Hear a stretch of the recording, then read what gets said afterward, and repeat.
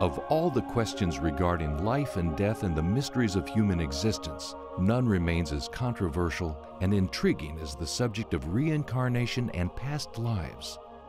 Proof of this age-old phenomenon has remained elusive until now. On this show, we are going to do everything we can to prove the existence of past life and reincarnation. And it's using science and religion, the philosophies that we've grown up with, the belief systems, and using this inner knowing within us to find our way home. I lived in Malaysia and I was a Buddhist, and so I'd always believed in reincarnation.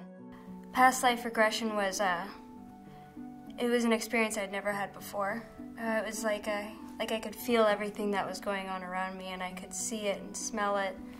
I felt like I wasn't as alone, like there was another soul behind me. I know you're an artist.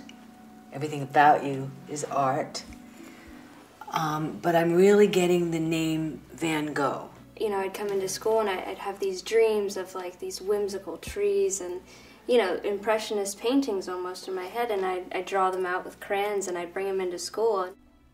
I'm getting the name Joanna. Do you know anybody in his family with that name, or does that ring a bell? Any of the history with Van Gogh? I just read an autobiography on him, and his brother Theo, his wife was named Joanna. Really? Mm-hmm. The eyes are knocking me out. Even the way she's got her hair right there and the hair up a little bit. It was just amazing, a lot of the similarities that we shared with our emotions and towards artists and the struggles that they have. I'm one of a team of people that research a lot of the cases that have been brought to us.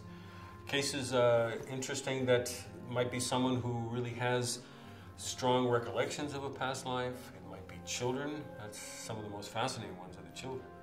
But to me and to our team is because our name is Past Life Detectives, that's the important issue, is the detective work.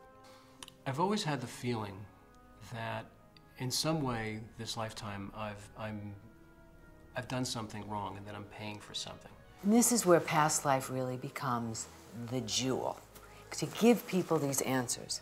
People came to you, you were extremely gifted, and you gave the little girl a potion, and she died. Until that's healed, I feel I'll never get to where I want to go, because there's always this feeling that I don't deserve to be successful or happy. There's this great truth that life is eternal, life is continuous, and that we as a soul have many lifetimes. If you can get to the deep soul story and uncover the past life, the karma, then you can transform and miracles can happen. I feel like working with past lives is just another way to perceive what's going on now. There's a lot of pain there. I don't know if you died because of this. In the woods, I don't know if you sacrificed yourself because the 4-year-old little boy, you know, was laid down on a table and they took out a heart in this sacrifice. You want to be independent from a belief system that overtook you and made you do something that wasn't your truth. I always had this feeling that I was a walking contradiction, where I'm very strong, very confident woman, but there'd be this other part of me that would pull me back. With past life regression with Audrey, I really didn't know what I was getting into. Okay, Mikayla, I want to take you back to 1500 BC. As a child, I always dreamed of pyramids, Egyptian symbols, and I'm Canadian, so all I saw was snow. I see you as a priestess. I see you as an advisor. I fell in love with the pharaoh. You were so in love with this man and he hurt you, and you used a spell to take him down.